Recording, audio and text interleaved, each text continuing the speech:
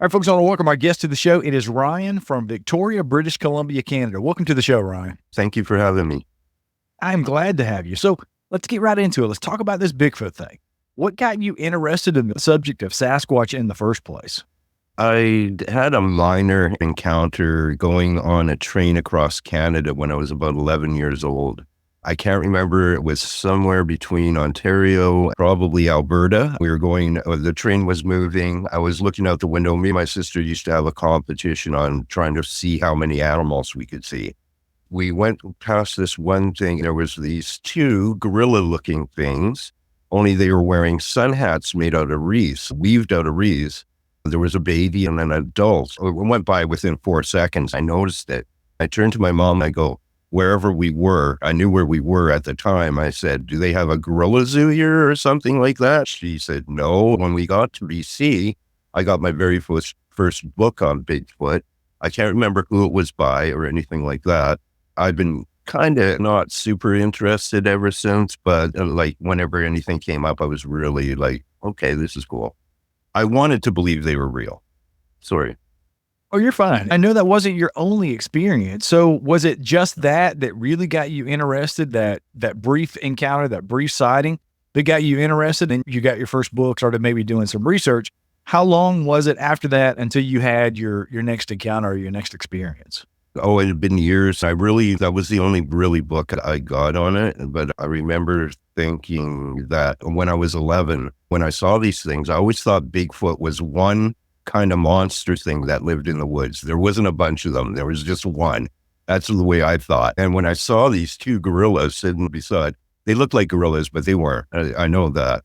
The baby was playing with a stick. I remember that. It just got my interest up. Okay, these things are probably real a little bit. Then I had another encounter in a logging camp, which was another brief. I was setting chokers. It was in some burnt stuff, so there was no branches. You can see quite a ways in amongst the logs. For a split second, I saw something jump in, look at me, and jump out. I just wiped my eyes and went, what the hell was that? That was my second experience. I never really thought much of that either. So that was my second experience. Then I guess it was somewhere between 1989 and 90. 89, 90, I think it was 89 when we went out on this expedition with this outward bound course I was on in a place called Camp Snowden, which was a prison camp at one time. It was also a logging camp for a little while too. Now, it was not a prison camp or anything like that when I attended. It was just basically an outward bound course that we were doing. They had computers there. We got to play with them, do little side projects, stuff like that. I got the picture here. I think I sent you the picture. There was 6, 7, 8, 9 of us that went on this expedition. It was supposed to be a 4 or 5 day expedition. We had enough food for 4 or 5 days, where we'd drive to this specific location and then canoe for about maybe 45 minutes to then pick out a place to climb up to this desolate log cabin that we were trying to go to. And we set off in the morning. We had all the food, everything. We got there. We put our kayaks or canoes, I can't remember which, into the water, got in them. We started rowing. It was a bit windy out, a bit brisk, a bit windy. It wasn't like white caps or anything like that, but the water was a bit rough, but nothing that we couldn't handle. We started canoeing there. One of the first things we noticed, there was this great big, huge excrement floating in the water. It was huge. It was like 3 feet long, 4 feet long. I go, I wonder what it was, a whale, sea lion, I don't know what, but that's what we thought. We just kept canoeing. We canoed to this little cove. It had a ridge running up the right-hand side. It was a little tiny cove, no more than probably maybe 30, 40 feet long. We pulled in.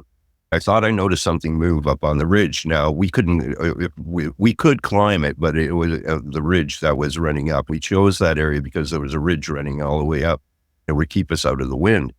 Like I said, I caught something standing on the top of the cliff, turned and ran into the bushes. I never thought much of that either. I thought, it could have been a deer, it could have been something else. So we stashed our canoes. We stashed our oars in a different place.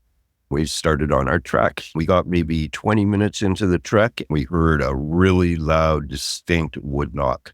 One of the counselors went, "Oh, cool, wood knock." The counselor was right behind me. I went, "Yeah." So it's probably some logger or something. He goes, Ryan, there's nobody within 50 miles of us. That's a sign of Bigfoot. I went, Bigfoot, cool. So I proceeded on up the path. The first stick I found, they did the one knock and I did the shave haircut 5 cents with the stick against the tree, right? Think nothing really happened. We continued on with our hike. Then I guess we hiked probably for about an hour and a half, maybe 2 hours. And then one of the counselors looked at two of us stronger guys, said, you guys can run ahead, go find us a place to camp for the night. We were like, okay. So we go running ahead. There was really not much to choose from. And we came to this one spot that was level. Then I noticed there was the canopy was broken up. You could actually see to another cliff on the other side. It was like a V going down, cliffs on both sides. That was, I just walked over to that. I came around this tree. This tree was just like out of a horror set. It was growing on the top of a rock. All of the roots in the ground made a complete perfect circle. They were going in out of the ground in a perfect circle around the base of this tree where the rock was, and there was hedges going down both sides. In this circle, it was all hard pack, small pebbles. Outside of the ring, it was grass, weeds, stuff like that. But inside the circle was perfectly clear. I went, the perfect place to camp. So I started setting up camp there. There was the places where other people could camp. Around the tree, there was another one of these things that was kind of kidney shaped, but pretty big. The guy that ran up with me chose that as his spot. So I set up my tent in there, and then people started showing up. First person shows up was a First Nations friend that was with us. And he said, Ryan, I don't think you should camp there. It looks like an animal's nest. So right away, him being First Nations, I go, better check this out. So I walked around the entire tree looking for scratch marks, fur, anything like that. There was absolutely nothing. And one of the counselors showed up and said, Ryan, I don't think you should sleep there. It looks like an animal's nest. I thought these people are just jealous because I got the best spot in the world to camp out of all of them, right? I set up my camp. I just blew them all off. We ended up eating dinner. Then it was like September or October, so it gets dark a bit early. So we all got in near a camp, now my tent was isolated from everybody else because of the hedge around it, the tree, everything like that. If I walked maybe 3 or 4 feet ahead, I could see where the other nest type thing was, where Colin, one of the guys that was with us, set up his tent. But I had to walk a bit, like maybe 3 or 4 yards, maybe 5 yards to be able to see it. So I'm sitting at my camp. We finished eating. It's starting to get a bit dark. One of the counselors comes walking up with his dog, says, what do you think? Do you think this is some kind of animal's nest? Do you think it's smart to sleep here? And we just both laughed, right? Then I can't describe the sound that we heard. It was just incredible. The closest thing I've heard to it, I was on a BC ferry. I was on the top deck when the horn went off. That's what it really sounded. It felt like it was like a whoop followed by a grrr at the end. The counselor looked at me. I looked at him and went, what was that? He stumbled on his word and he goes, I think it was an elk, trying to convince himself that it was an elk because I've never heard anything like this. I'm sure he hadn't either. So he walked away. I climbed into my tent. I was just sorting things out. I was thinking maybe this wasn't such a good idea to set my tent up here. Then time had passed a little bit. I noticed it was getting darker. It was just about maybe 15, 20 minutes of light left. I better go out, relieve myself now because I don't want to go out in the dark after do it. Everybody had pretty much settled into their tents. I noticed this hedge that was probably maybe 10, 15 yards away. I thought, okay, that's where I'm going to go relieve myself. I started walking towards it. All of a sudden, I just got this feeling, don't do it. Something does not feel right. So I stopped halfway, started relieving myself. As I was relieving myself, I caught some movement out of my eye. I looked up. There was this female Bigfoot.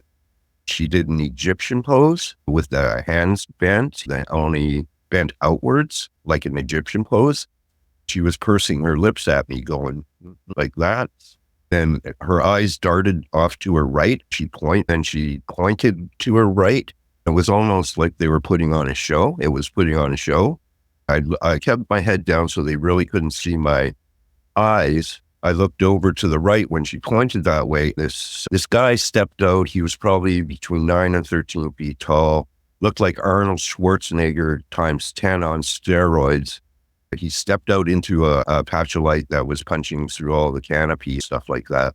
I could see him distinctly. And it was like he dissolved into himself, came down into it was like he dislocated every bone in his body, got down into a crawling position, started crawling toward me, off to my left. He was flanking me from my left. I was saying, I actually looked to the left of me. On the other cliff was another female. She was doing the Egyptian pose as well. Then I looked over by Colin's tent, and there was two more coming up by Colin's tent, and a third one peeled itself off the tree behind my tent. I know this thing's flanking me. I'm not looking at it. I'm pretending it's not there. I'm saying to myself, Ryan, you're about to see a Bigfoot. These are not bears. They're not animals. Every animal encounter you've had in the past, don't smile at it. Don't look at it in the eye. Don't show any aggression. We met at the tent. For some stupid reason, I zipped my tent shut. I had to reach down and zip it. So I didn't even look at the thing is on the other side of my tent staring at me. I reached down. It seemed to take forever. I unzipped the tent. Then I looked at it. I gave it a nod. I piled into I just dove into the tent, laid on the sleeping bag, curled up in the fetal position, expected to die because this thing was huge. And with no problem, they could have picked me up with the tent, threw me off a cliff. No problem at all. This thing was huge. I've seen its face. It was up close, within, like on the other side of the tent. I noticed my sense of smell didn't really, I wasn't thinking about that. I was just worried about everything else. But I do distinctly remembering the smelling of a musty cave, a garbage dump, burning, wet dog all mixed together. I did look at this thing. I got a good look at it. And like I said, I dove in my tent, curled in the fetal position, waited to die. Because I really thought we were going to die. I thought I got everybody in the camp killed because there was like 5 or 6 of these things around. We were surrounded. So I didn't have my flashlight on or anything like that. Some time had passed. It got dark. Then all of a sudden I hear the zipper. Like I did zip the tent back up when I got back in there. All of a sudden I hear the zipper unzipping. So I grabbed the flashlight thinking, okay, a counselor's coming to check on me. I flicked this flashlight on, the zipper zipped up to the point where the door was still hanging shut, but the tent was open. Nothing. I thought, oh my God, what's going on? And the biggest hand I've ever seen in my life came in through the door of the tent, started patting down the bottom of the tent. Grabbed my knapsack, squeezed the knapsack, did a complete check of the bottom of the tent. Its hand went, I was on top of my sleeping bag, still fully dressed. It went up or down both sides of me with this hand. What I figured was checking for guns. Then it gently tapped me on the waist. It just gently tapped me. The hand disappeared. At that point, it was a bit of relief because if it wanted to kill me, I thought it would have just grabbed me, just pulled me out of the tent and threw me off a cliff. So a couple more minutes had passed. The flashlight's on now. I can see. I'm still nervous, of course. Then all of a sudden, this little tiny hand comes underneath the door of the tent, starts mimicking what the big hand did. It looked so cute and everything. It was like waving his hand to go, come here. Like it was laying on the bottom of the tent. It was like coaxing me to touch his hand, kind of. So I did. I can't remember if I gave it the brother handshake or if I tickled his hand, but I did something. Then the hand disappeared. Then probably 2 minutes later, what I thought at the time was a baby Bigfoot got knocked into the tent because it just stumbled into the tent. It started pointing at me. It was doing the back forth on both legs thing, pointing at me, saying stuff in gibberish. It was the cutest thing in the world. And I just basically did what I did with the big one. I just nodded, gave him a no because it looked like he wanted to get aggressive. And after I did that, he settled down. He reached his hand out. We shook hands. Then we patted each other on the back, got closer. He started hugging me. Then I thought he was trying to kiss me. He was going to try to kiss me. It was so cute that I kissed it on the cheek. Well, it gave me the weirdest look, I think, because what he wanted to do was touch my hair, smell it. And then all of a sudden there was a gasp from outside. I guess they noticed that I thought at the time was a baby Bigfoot. There was a bunch of gas coming from outside. Of course, the tent door flew open then, but I couldn't see much because it was dark out. I could see shadows. That was about it. This baby was in there. It was in my arms at this point. It stunk like high heaven. It's the only one that, other than the big guy, that had any kind of smell. It really stunk. But I wasn't noticing at the time because I was so aware of what was going on that I don't think I really cared about any kind of smell or anything like that. So then the baby Bigfoot, which I'll call it for now until we get to the point where I found out what it was, grabbed a strand of my hair, standing beside me, grabbed a strand of my hair. Oops, wrong way. Held it up gently. He just held up some of my hair and said something in gibberish to all the ones that were outside the tent. They all started laughing. What I thought it was basically just a blonde joke he was telling or something like that. Yeah. So, and what happened? Oh, two young adolescent females came into my tent. They knelt down. They didn't kneel, they squatted. They squatted down on one side of the tent. I'm playing with the baby by now. He's playing with my hair. Eventually, I just handed him off to one of the adolescents. The adolescents they sat there for a few minutes, and this other female came in. She was probably about 6'2", maybe. I can't tell because it was in the tent, but I knew she was pretty tall and lean, lanky. She threw signs. She went, "Guns, do you got any guns?" Stuff like that. I'm like, no guns. And the adolescents left it with what I thought was the baby.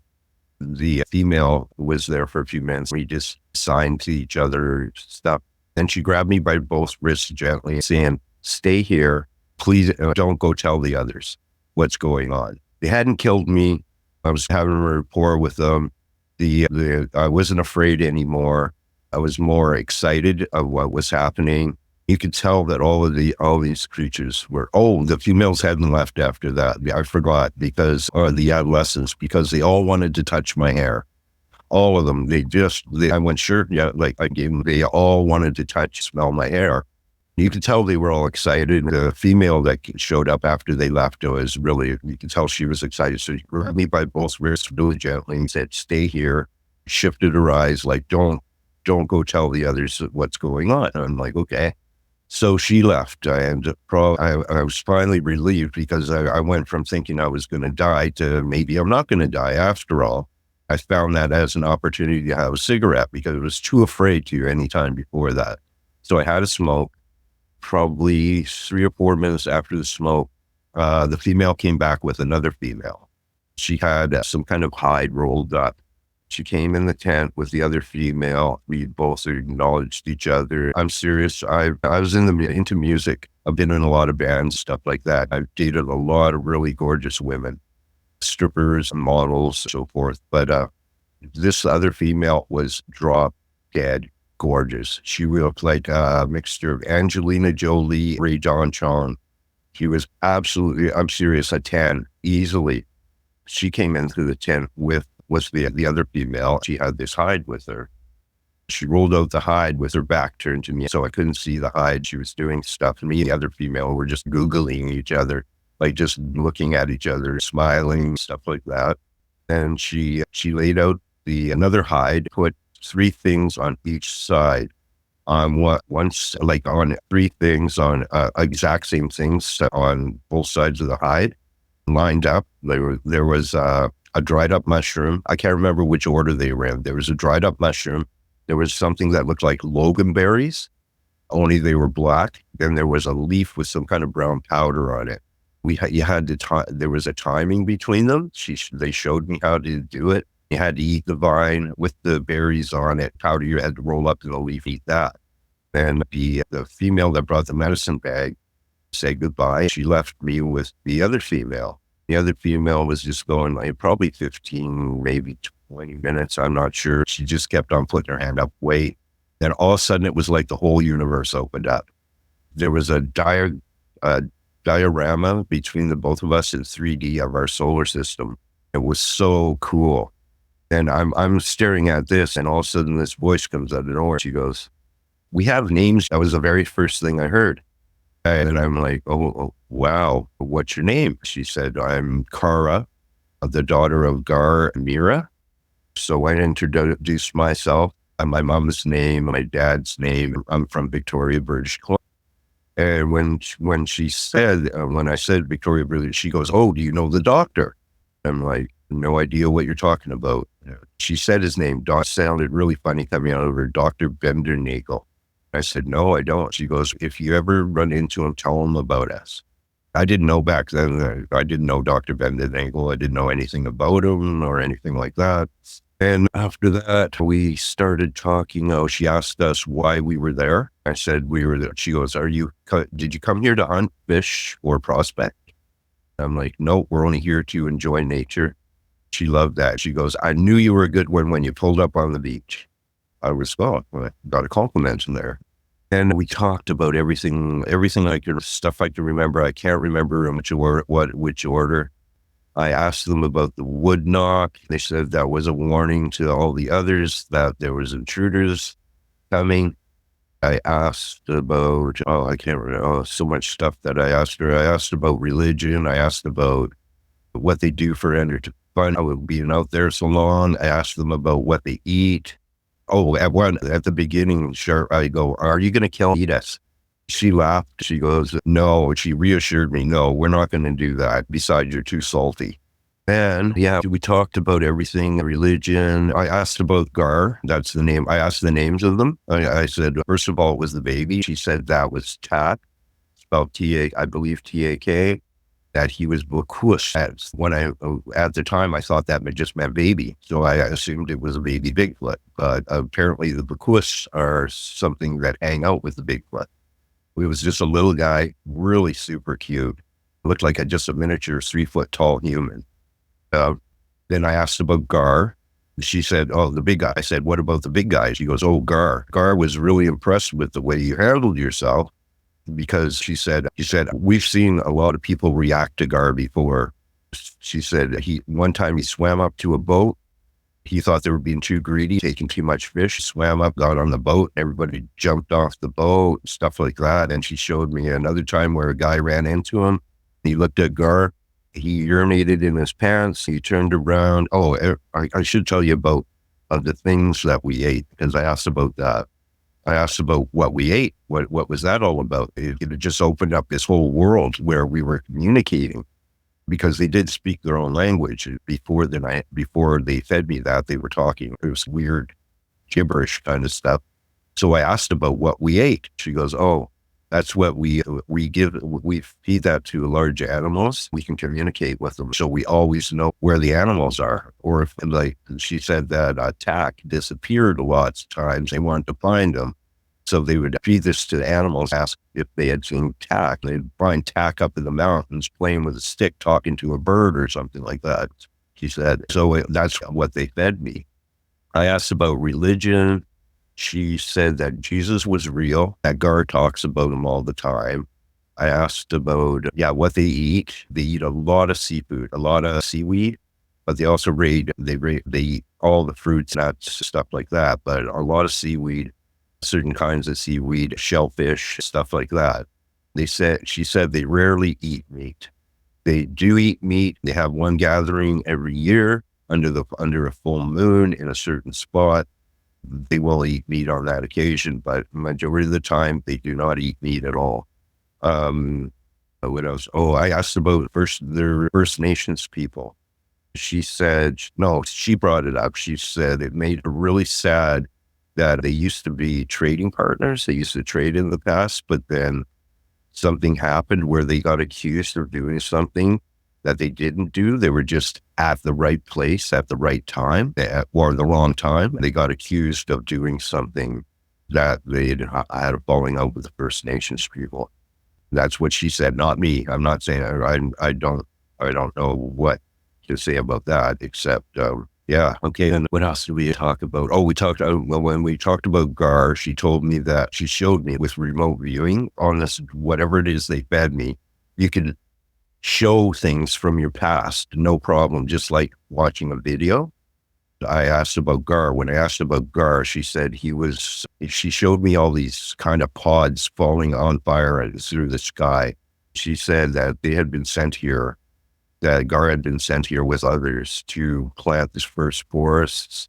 She showed me the earth where some of these pods were falling from the sky. Some were already landed. These people were getting out. Yeah, she said that they were here to tend the first trees, plant the forests, look after the earth.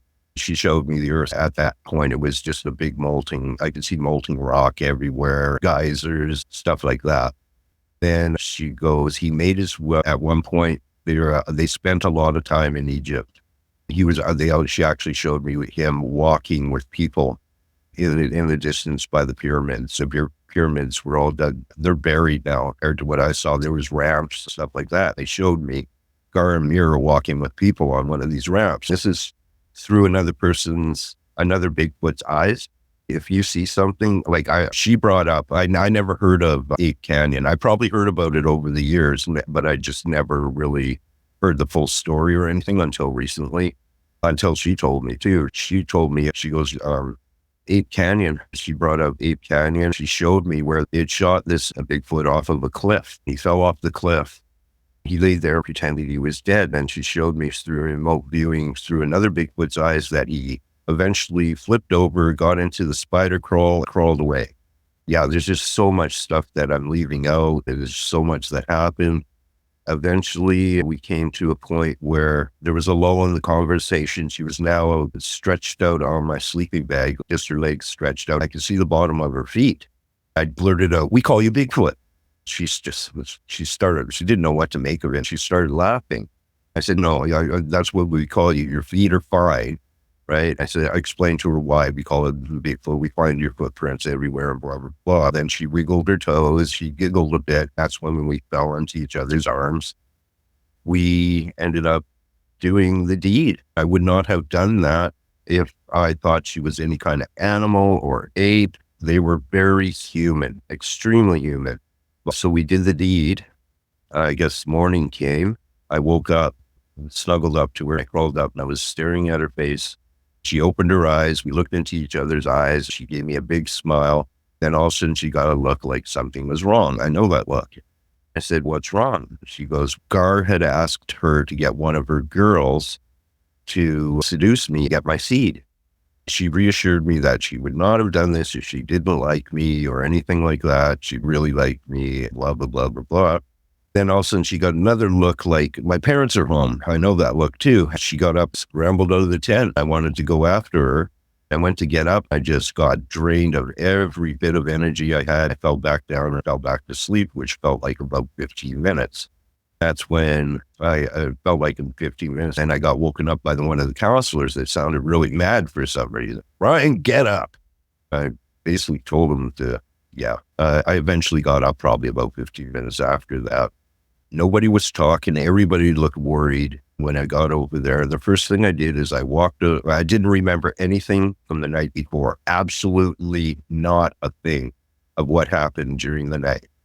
I walked over to the First Nations guy that was with us. I said, "Did you hear that whoop last night when we were all going to bed?"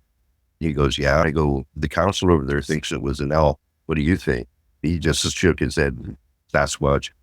I thought so. Meanwhile, like I said, I did not remember anything of the night before except that I stunk. I like BO, the worst BO you ever smelt in your life. I never get BO. I'm really cleanliness conscious. I have my foods as I took an RCA course to look after old people. So I'm a really clean person. I never smell like that. It was hard to describe the smell. It just reeked like bad BO, the worst BO you could ever think of, mixed with wet dog, mixed with fish, everything else. It was the worst smell in the world. So I gave myself a sponge bath, put the t-shirt that I was wearing into a plastic bag, changed, like I said, did a wash down. Then when I got to the fire, they were deciding whether or not, I noticed the dog was all disheveled. Everybody looked disheveled, like they hadn't slept, and even the dog. And then we were trying to decide whether to go back right then there, or continue on our day hike and just set up our camp somewhere else. Well, we decided to carry on, do the hike. I was designated to carry the food first. We're going to stash all our gear, which we did. We stashed all our gear. I'm carrying the food. We're hiking up to this remote cabin up in the middle of nowhere. All of a sudden, I'm getting picked off with pebbles. I'm getting these pebbles thrown at me. It's getting really irritating. Like they're bouncing off my pack sack, off my head, off my shoulders. So finally, there was a counselor behind me. I turned around to say, could you tell whoever's throwing the rocks to stop? She's seen one. Like it hit me in the chest, hit the tree, and hit her. And she yelled out, whoever's throwing the rocks, stop throwing the rocks. It stopped. We carried on. We started carrying on, and it was these little miniature pine cones. All of a sudden, I'm getting picked off with these little tiny pine cones, lots of them too. Some of them are sticking in my hair, stuff like that. I start complaining about it. One of the counselor behind me said, oh, they're just falling from the canopy. I went, no, they're not. They're coming at me horizontally, not vertically. Then I decided to leave them in my hair. And she said, okay, we're going to relieve you of the food. You and me, a First Nations guy, were given permission to run ahead, but to stop when we got to the snow line. So we started jogging. We're jogging. I could see things out of the corner of my eye running through the bush. They just did not look right. But I just wrote them off again. We came to this little corner. You couldn't really see that. It was two great big huge boulders where a river had been, or a stream, I should say. We were out of the canopy now. It was all these little, probably 2-inch breeze or something that stood about 6 feet tall, probably 6, 7 feet tall. It was like thick. You couldn't see 2 inches in it. You could see about maybe 12 inches into this. It was just a mess. Then there was these two rocks. Me and the First Nations guy both sat on a rock, prepared to roll ourselves a cigarette. Well, we're sitting there, and all of a sudden, off my forehead, one of those miniature pine cones hits me right in the forehead. Then we both heard a woman giggle. I'm going, what the hell was that? Then off in the distance, maybe a minute later, we could hear voices that sounded like they were Swedish or some foreign country or something like that talking. So we decided to go back and meet up with everybody, ask if they'd seen the Swedish people. So we ran back. We got to our counselors. I asked, did you see the Swedish people? Were there Swedish people that went by? At that point, it was the female counselor that said, Ryan, there's nobody within 50 miles of us, which I could really believe because there was nothing there. It's the Carmana Valley.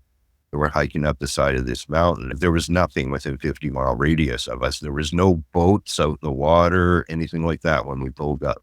So I said, did you see these Swedish people or something like that? She just lost it. No, nobody within 50 miles. So we carried on. We got up to our destination. We had lunch. We fed a bunch of whiskey jacks that were eaten right out of our hand. I still had these pine cones in my hair. They were starting to get irritating. So I pulled them out. I was determined to keep them, but I didn't want to take my pack sack off and put them someplace safe. So I just slid them in my front pocket. They ended up getting crushed, or else I would probably still have those today. At this lunch, we decided that we weren't going to stay, that we were going to go back. Things that happened along the way back just reinforced that we get the hell out of there. We hiked back down to where we stashed the equipment. The equipment, none of it was where it was supposed to be, not even near where it was supposed to be. Me and the First Nations guy had hidden our backpacks side by side in this low gully in this bush. And you couldn't see them or anything like that. We came back, the gears all over the place. My knapsack and the First Nations guy knapsack were up against the tree, one on top of the other, like the top of one knapsack at the bottom of the other. They were standing up against the tree. I had trail mix, which we fed to the whiskey jacks. I had a great big bag of it. I put probably 2 handfuls in a bag, put a twist tie on it, put it in the front pocket, but the bag was hanging out when I stashed. We got our knapsacks. I pulled that bag out. It was completely empty. There was no holes in the bag. The twist tie had been put back on, which I thought was really strange. All our gear is messed up. So everybody's going, what did this? What do you think did this? One of the counselors went, bear. I went, no, Bigfoot. Come on. Right. So we decided, okay, we'll get down to the beach and we'll have a meal, then we'll just go home. So we're heading back down to the beach. A couple guys ran ahead. We were probably getting really close to the beach. They ran ahead to go get the canoes ready or something. All of a sudden they come running back. They're both pale white. They're going, oh, you got to see this. You got to see this. You got to see this. You got to see this. We all go running down to the beach. I get to the beach. I'm looking out. I don't see anything. I'm like, what? They go, turn around, look up in the trees. I turn around and looked up in the trees. There's two of our canoes jammed into the tree. One about probably 20 feet, 25 feet up. The other one probably about 10 feet, jammed into the tree. Then one canoe's off to, when I'm facing the trees, one canoe was off to the left on the little ridge that was there, sideways, but there was a path behind it. I didn't know that until I went to check. But anyway, so we get on the beach. We look up and we go, I'm waiting for people to come out, start saying, the joke's on you. Here is a party or something like that. I was expecting, I was like, then one of the guys went to look for the oars. He could not, but they weren't there. They weren't where he stashed them. That's when I got really scared. That was the first time, I think, other than the night, what I didn't remember the night before, but that was the first time I actually really got scared when knowing what was going on. We pulled the canoes out of the trees. We eventually did find the oars. I just had this urge to make a knock. I don't know why, but one of the counselors caught me. He said, okay, everybody get in your canoes, row about maybe 10 yards out, 15 yards out, form a semi towards the beach. We did. And he says, okay, now let's all thank the forest for not devouring us. We're all going, thank you. We're banging our paddles, everything like that. Thank you. Me not remembering what went on the night before. Then Colin, one of the guys that was with us, yelled up, thank you for not eating us. We all burst out into laughter, stuff like that. The whole ride back to the camp, nobody said a word.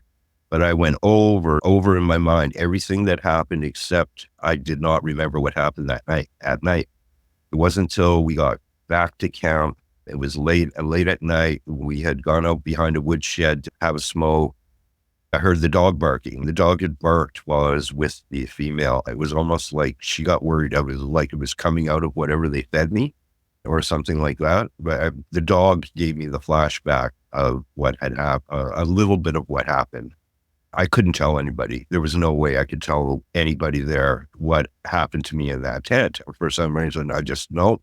Then I remember doing my laundry, that t-shirt, I pulled it out of the bag, it stunk. I washed it 3 times.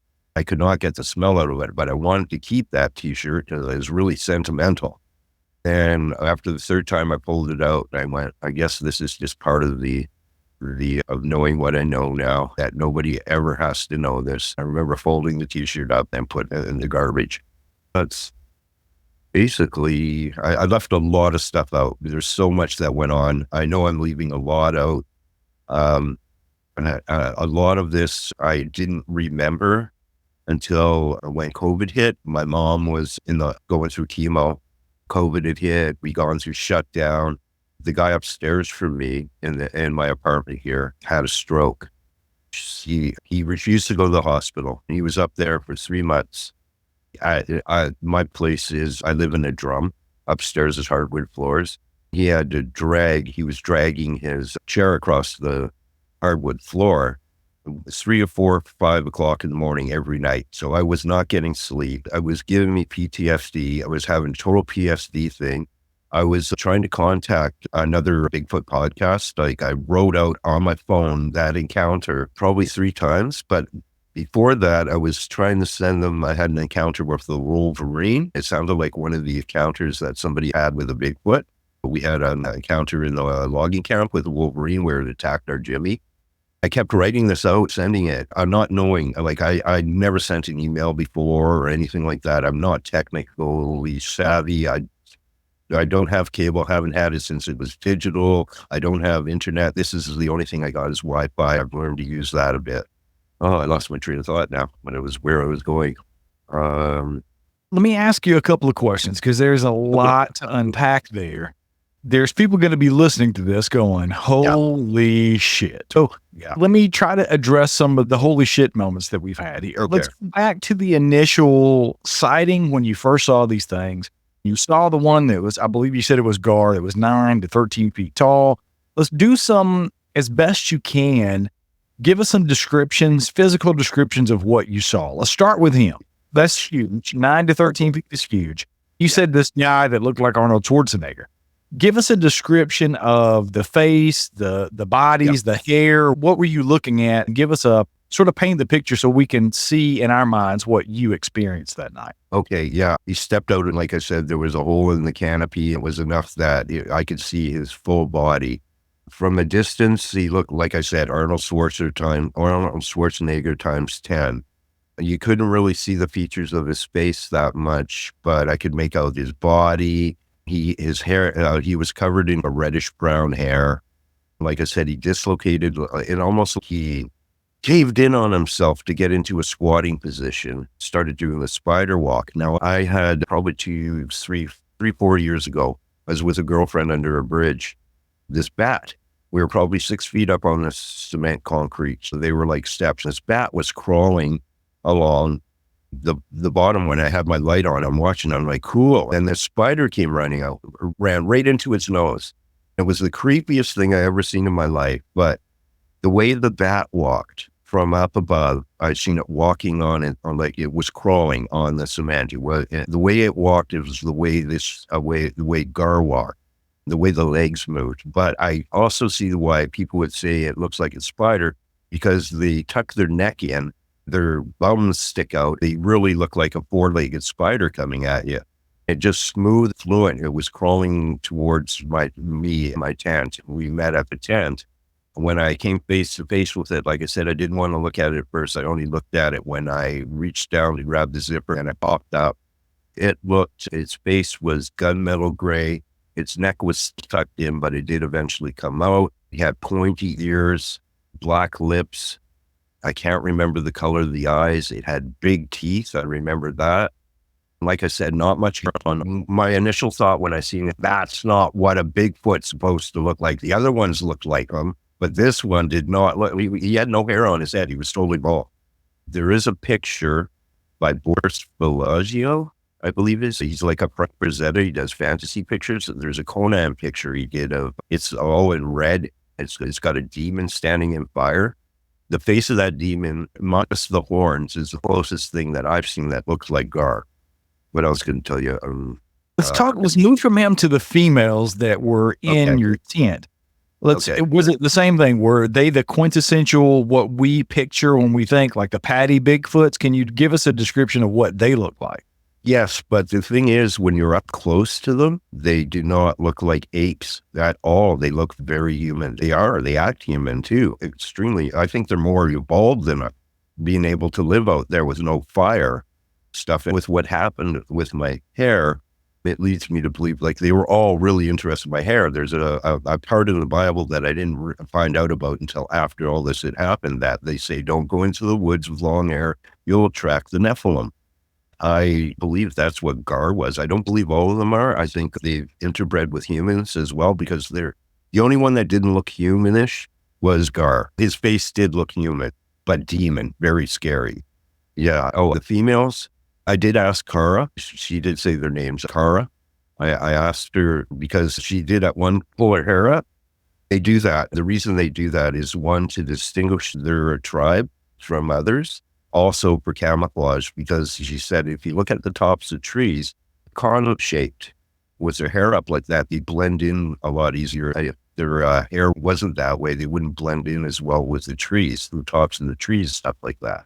So they do that for those two reasons. That's what she told me anyways. So as far as the other people in the camp, I know you guys were supposed to be out there for 4 or 5 days. You only lasted for the one night. Everybody was, the morning that you woke up, people were obviously, you could tell something was going on. Did you ever have a conversation with folks? Did anybody else see these things? Did they just hear things? After that trip back, nobody mentioned this whatsoever. Absolutely nothing. Oh, except when we got back to camp that night, our counselor, Teresa, who I wish I could get hold of. I haven't seen any of these people in years, except for one person that lives here in Victoria, Ray.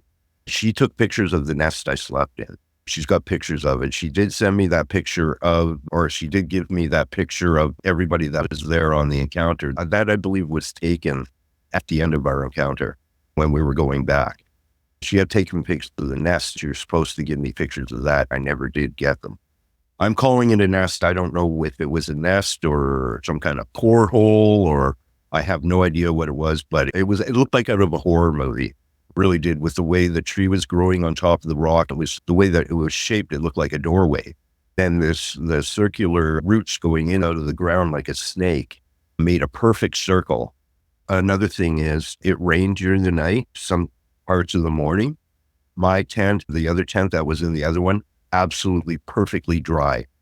Not a drop of rain on them. Everybody else got soaked. So you had this experience. Obviously, nobody's talking about it.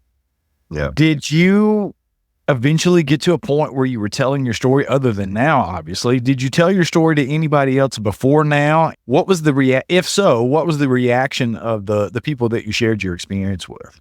I don't know. I just buried it. The encounter, after I folded up that, I go, nobody ever has to know this, because I never thought with the spider walk, all this crazy stuff going on, I never thought anybody would ever believe me, ever. So I just buried it. I buried it so deep that I'd forgotten about it, to the point where what got me to the point where I started talking about it. Like, over the years, I did remember what happened. I'd bring it up. Maybe if somebody was talking about Bigfoot, I'd tell them about the tree knock, the canoes in the tree, but I never mentioned anything ever about what happened that night. So I only remembered parts of it. I buried it. And it was to the point where there was this girl I was working in a warehouse. She's the one that got me to find out about podcasts, about Bigfoot podcasts, and she listens to them quite often. So I downloaded a few. I was listening to them. I knew she was into Bigfoot. I'd picked up this poster. I don't know why, but it's from a Bigfoot movie from, I think, the 70s. It said, "Bigfoot, mate with anything." I thought it was funny for some reason. I couldn't figure out why. So I gave her that poster. Like, I knew she was a huge Bigfoot. I also gave her a copy of, I had ordered Legends of Boggy Creek. I gave her a copy of that as well, too. I still didn't remember at that point I remember parts of it, but it was not until I was sitting there. I had just written out for the third time. I don't know how many times I sent my encounter out to 2 different Bigfoot podcasts, that all of a sudden it hit me. Oh, no, it was the Wolverine one. I was sending this to Wolverine one. They don't want to hear about Wolverine, about a Wolverine encounter. This is a Bigfoot podcast. And then it hit me. It was like, oh my God, I had a Bigfoot encounter. It didn't hit me until that moment. I went diving for my photo album. I pulled out the picture. I was going through PTSD with my mom passing away. She passed away 2 Aprils ago. Yeah, I'm ready. I'm ready to talk about this now. I had to accept it myself before I could even talk about it. Like I said, I never, except for writing out to those 2 Bigfoot podcasts, writing out the whole encounter, which drove me nuts. Tried to write out an essay on a phone, tried to send an email, which I didn't even know how to do. I probably sent an email to them about the Wolverine about 5 times. I probably sent the Bigfoot one about 3 or 4 times, but I kept on getting these messages back. Message not sent. Something like that, probably because they were too long or something. I don't know. But I just started remembering more and more, going through that PTSD and remembering at that time. I remember, because I wanted to remember. I didn't want to remember before, because I didn't think I had to for any reason. It was my secret. I knew something that nobody else knew. I thought that was really cool. I didn't have to talk about it. But like I said, I just brought up the basics of it if it ever came up.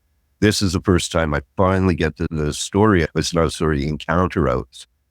And yeah, it's such a relief to be able to do this, because I realize now my own mortality after seeing what my mom went through. I realize my own mortality, and listening to all these Bigfoot podcasts, it's so frustrating knowing what I know and listening to, because sometimes you guys are so dead on stuff, and other times it's like you couldn't be so far away from what's going on with these things. Or these people, I should say. Let's talk about elephant in the room, right? Because people are going to listen to this. I can tell you now, there's going to be a lot of people that listen to this say, Ryan is 100% batshit crazy. Yeah. None of that happened. It's all made. So let's talk a little bit about that. Let's address that, because it's a fair question, right? I'm actually putting together a show. I want to bring on a mental health expert that listens to the, she's from the UK. Because that's come up several times on the show over the last couple of months. Some of the interviews that I've aired, people reach out to me and say, look, dude, you were in law enforcement for 16 years. You were a cop. You got to know that person was crazy. My answer to that is no, I don't know that. So there are going to be people who say that about your story. So this is your time to talk about that. Let's talk a little bit about the memory thing, because it's not something that you immediately remembered. So a lot of people are going to point to that and say, what if you dreamed it? What if it was a dream? Yeah. It'd have been something. Yeah, I thought about that. Yeah, people are going to think it was a lucid dream. I've had lucid dreams. I love them. I love them. This was not, I actually pinched myself 3 or 4 times during, especially after the hand came in the tent. I go, this can't be real. This is like something out of Walt Disney or something. I'm pinching myself and nope, I'm awake. I'm alive. I'm breathing. This is not a dream. Like I said, I've had some really cool lucid dreams where I know this was not a dream. The thing is that upsets me is that nobody knows what went on in that tent but me. I wish somebody, I don't know, because I haven't talked to any of the people on our encounter. I know they know something happened. They all know that. My only proof I've got of anything is it was a camp that I tried to look it up before the show. I'm trying to find it because there was a logbook. The counselor yelled out that night. They usually write in, okay, Carmana Valley trip, what happened? She yelled out, I'm putting down Bigfoot trip. So there is a logbook with something written in it from this camp that I went to, Camp Snowden. I'm trying to hunt that down. It's like that camp disappeared from the face of the earth. It's been over 30 years, so I can understand. But I'm trying to find a phone number to the camp or anything like that. The road's still there. It's called Camp Snowden Road, but I can't find the camp anywhere, or I don't know how to get a hold of the other people in the picture. I think my best bet is to get a hold of Teresa. She's got the pictures. But yeah, as far as that, I do suffer from PTSD and depression. Other than that, I think everybody's mental health is pretty messed up over COVID, being locked up, stuff like that. I think it's brought a lot of people's issues out to the surface a lot more, but I'm not crazy. This really happened. Be the last word. You've now told your story in its entirety. It's out there in the zeitgeist for everybody to digest. People are going to make up their own minds about what they believe, what they don't. What is it that you want out of this situation? What do you want to convey to people about your story? Maybe just in general about Sasquatch that brought you on to tell your story today. What's the final word that you want people to understand about you, your situation in Sasquatch? I came to the decision that this is important. I don't want anything out of it. I just want my story out there so all the Bigfoot community has a little bit of knowledge of what these people are. She even said they were people when she said, we're from I had to pronounce it a couple times, Junicro. There's a click in there. There's people. She said people. I want them to know they're not apes. They can communicate with us. They have in the past with other people. She said, I just want people to know what's out there. They're out there. I believe the Nephilim, like I know the bigger ones. Gar, it was a Nephilim. I believe Nephilim. They're here. They're back. And I think that's important to get out there to the community. Other than that, I would like to go back, see the nest again, go back to that area. But other than that, I really don't want anything out of this except to get the encounter out there. Yeah, I really don't want anything. I want notoriety. I'm not looking for attention. I think I had Chinese food. I got, when I was trying to get a hold of Bigfoot Chronicles, I got this, I sent them the encounter about 3 or 4 times. I got this fortune cookie that said, truth is always the best policy. Ever since then, that's all I've thought of when I think about this encounter. That's all I want to do is get it out there so the Bigfoot community knows, people know. Hopefully they don't want to shoot these things, cut their heads off. Yes, they're scary. They're big, scary creatures, but that's their weapon. They're intimidating, very intimidating. Like I said, he patted down my tent for guns. One of the first things out of her mouth was, do you have any guns? But out of contradiction, I never called her on it. You can't kill us with guns. I never called her on that. I wish I would have at one point. I really do. I don't understand it, but yeah, I just want people to know, and please don't kill these. At least these ones up here in the Pacific Northwest here. Don't cut their heads off. There's got to be other ways of proving these things exist. Like the only one thing that I don't really want out of this encounter or anything is I would like to go back, see that nest again, go back there. Even though it scares the hell out of me to go back there, I still want it just to prove to myself that the nest is still there. They may have logged it by now. I don't know. I have no idea. But like I said, I don't even know if it was a nest. I apologized to her when we were talking that I set up my tent here right in the middle of your nest. And she just giggled. She never said anything. Yeah. But the contradiction, I never called her on that. You can't kill us with guns. Then why were you patting me down? Why did the guns come up like 3 or 4 times? Guns. That's definitely interesting. I definitely appreciate you sharing your story. If you ever do get in contact with this Teresa lady and you do get the picture that she took of where you set up your tent, I'd love for you to send it to us. I'd love to be able to post it because I know people are going to want to see that. Yeah, maybe she'll see this podcast or something. Hopefully I can get a hold of her. Anybody that was on this encounter, Dan, Don, Ray, I can phone Ray. Ray's not that good because when we did this expedition, he had a bumped knee. That's all he was calling. He wasn't aware of stuff that was going on around him. He was just in so much pain. That's all he was focused on was his knee. That's the only person that I can really get a hold of out of all the people. I'm sure maybe a couple have passed on by now or something. If any of you see this video, please try to get a hold of me here in Victoria. There you go. Ryan, your story's out there, man. I appreciate you coming on. It's been fascinating. I appreciate you coming on and sharing your experience. Thank you so much for letting me get this out. I really appreciate it. I want people to know that these are people. At least the smaller ones are. They're people. They talk. They have emotions. Yeah, their weapon is intimidation and scariness. Ours is guns. From what she said, 90% of their encounters with humans, they're always getting shot at. And that might have something to do with why they checked to see if I had guns, or I don't know. Maybe they just don't like hunters. I don't know. Because the way we hunt, they don't respect the way we hunt with guns.